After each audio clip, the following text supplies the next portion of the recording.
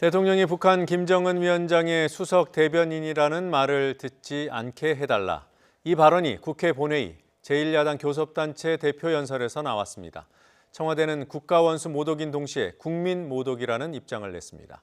현장에서는 연설이 중단되고 고성이 오가는 상황이 벌어졌습니다. 국회 연결해서 알아보죠. 김영수 기자.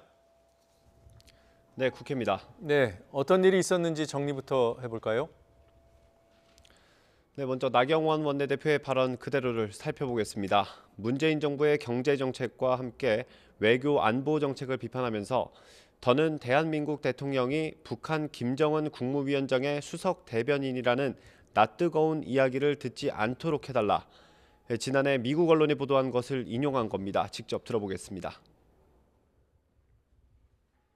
더 이상 대한민국 대통령이 김정은 수석 대변인이라는 낯뜨거운 이야기를 듣지 않게 해 주십시오. 이렇게 시작된 항의는 한참 동안 계속됐고 민주당과 한국당 의원들의 몸싸움도 벌어졌습니다. 연설은 문희상 국회의장의 중재 끝에 가까스로 1시간 만에 마무리됐지만 후폭풍이 거셉니다. 민주당은 연설 직후 의원총회를 열고 나경원 원내대표를 국회 윤리위에 제소하기로 했습니다. 이해찬 대표는 나 원내대표의 발언이 국가 원수에 대한 모독이라고 비판했고 홍영표 원내대표도 용납할 수 없는 망언이었다며 대국민 사과를 요구했습니다. 일단은 저희들이 좀 강력하게 대응하겠다 이런 말씀을 드리고 다시 한번 공식적으로 나경원 대표가 그 발언을 취소하고 국민들께 사과할 것을 요구합니다. 청와대도 즉각 반발하고 나섰습니다. 한정우 청와대 부대변인은 서면 브리핑을 통해 나 원내대표의 발언이 한반도 평화를 염원하는 국민에 대한 모독이고 국가 원수에 대한 모독이기도 하다고 비판했습니다.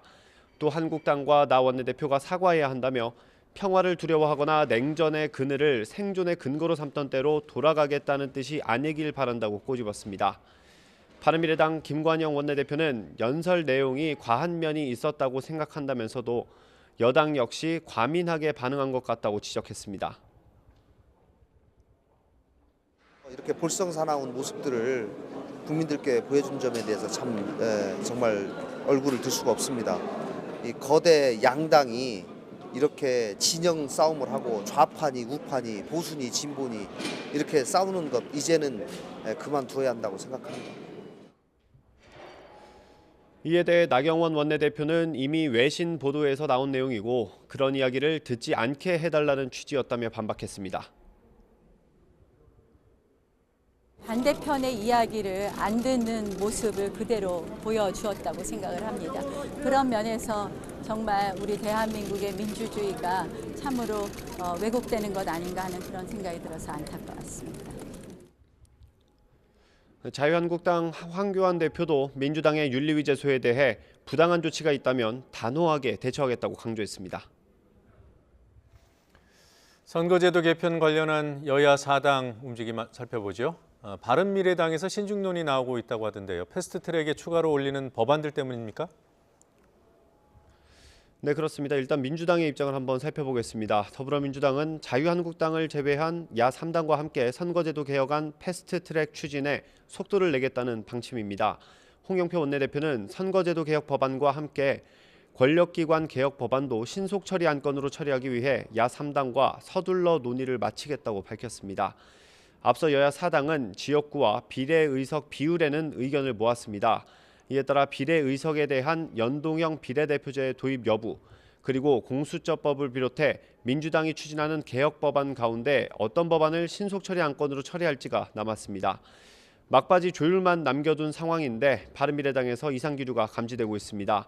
바른미래당 손학규 대표는 의원총회에서 이것저것 한꺼번에 얹으려고 하는 것은 잘못이라고 지적하며 다른 당이 흥정한다고 비판했습니다.